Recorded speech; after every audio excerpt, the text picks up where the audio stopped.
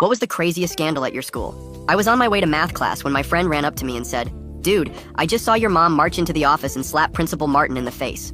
What happened?" I dropped my textbook and sprinted down the hallway toward the main office, where a crowd was already gathering.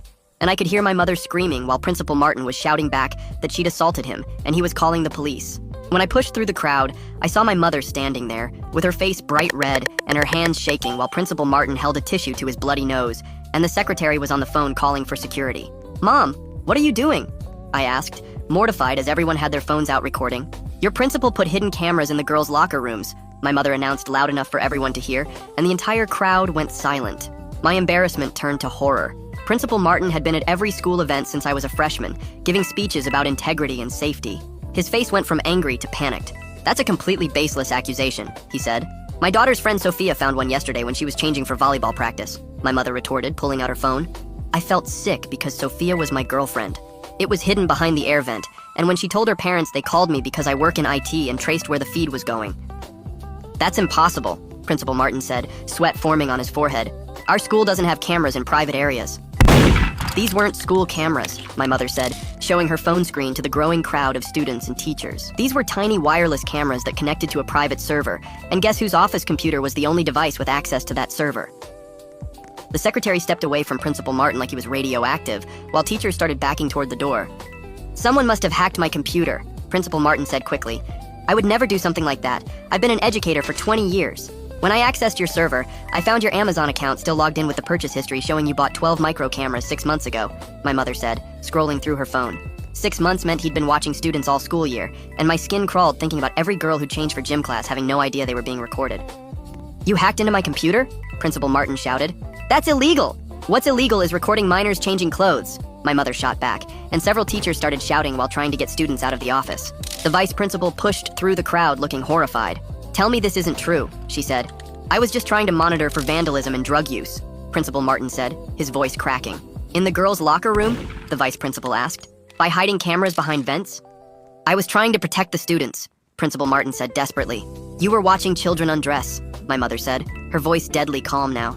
"And I know the real reason you placed those cameras." Everyone went quiet again, and I felt my legs go weak, because if secretly recording kids changing wasn't the reason, what could possibly be worse? "I traced the server to see who else had been accessing the feeds," my mother said, and Principal Martin's face went completely white. "You weren't just watching them yourself." "Mom, what are you talking about?" I asked, my voice barely a whisper. "He's been selling access to the live streams," my mother said, holding up her phone showing chat logs. $50 a month for basic access, $200 for premium with recording capabilities, and these subscribers have usernames from all over the world. I threw up into the trash can by the secretary's desk, because the thought of strangers watching my girlfriend and classmates changing made me physically sick, and several other students were crying. The crowd erupted in chaos, and students started screaming while teachers tried to maintain order, but security guards had arrived and were trying to clear the office. "That's not true!" Principal Martin shouted, pure panic in his voice. "Someone else must have done this using my computer. Your PayPal account linked to the server has received over $30,000 in the last 6 months," my mother said. "All from anonymous payments that match the subscription dates. $30,000 from selling videos of kids at my school, and I wanted to punch him myself, but I was shaking too hard." "You've been selling videos of our children?" the vice principal asked, looking like she was going to be sick. "How many perverts have been watching us?" A girl from my PE class screamed. "The police are already downloading everything from the server," my mother said. "There's one more thing," my mother added. She turned around to look at our gym teacher who was standing in the doorway, his face lighting up like a Christmas tree. "I've been waiting for this," he said, as he started approaching Principal Martin, before doing something none of us expected. He grabbed Principal Martin by the collar with both hands and slammed him hard against the wall next to the trophy case. The whole case shook, and several trophies fell over while everyone in the office gasped and backed away. "You knew!" the gym teacher shouted right in Martin's face.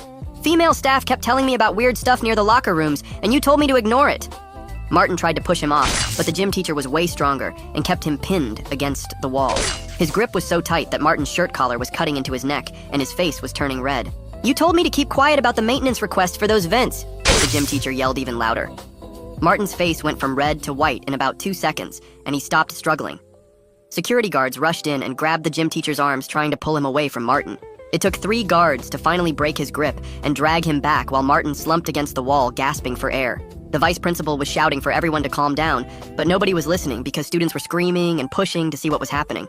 More teachers arrived and started herding students out into the hallway, but everyone had their phones up recording everything. The The gym teacher was still trying to get at Martin, even with 3 guards holding him back. Police sirens suddenly filled the air and my stomach dropped even more than it already had.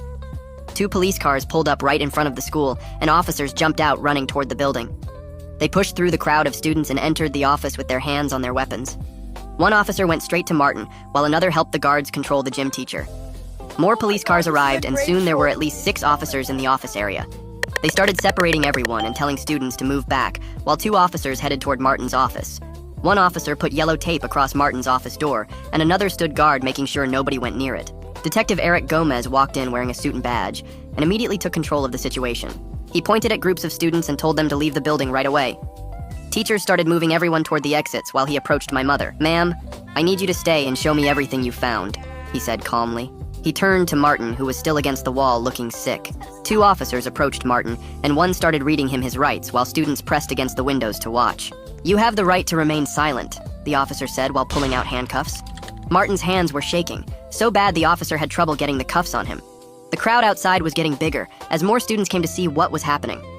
I pulled out my phone and texted Sophia that the police were here and Martin had been arrested.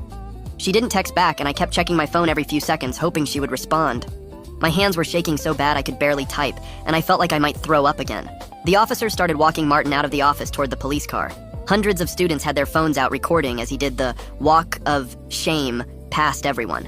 Some kids were crying and others were shouting angry things at him as he passed. They put him in the back of the police car, and I watched his head drop forward like he was trying to hide. Detective Gomez came over to me and my mom and asked us to come to the station. "We need formal statements from both of you," he said. Mom nodded, and we followed him to his unmarked car while other officers stayed to secure the scene. During the drive, Mom finally started explaining what had been happening for the past 2 weeks. She told me Sophia's parents had called her right after Sophia found the camera behind the vent. They knew Mom worked in IT and asked if she could trace where the camera feed was going. Mom spent days tracking the signal and following digital trails to find the server. She discovered it was hidden on the school network, but only accessible from Martin's computer. She found his Amazon purchase history still logged in, showing the camera purchases from 6 months ago. She also found the payment system he set up for selling access to the live streams. The whole time she was gathering evidence, she couldn't tell anyone except the police.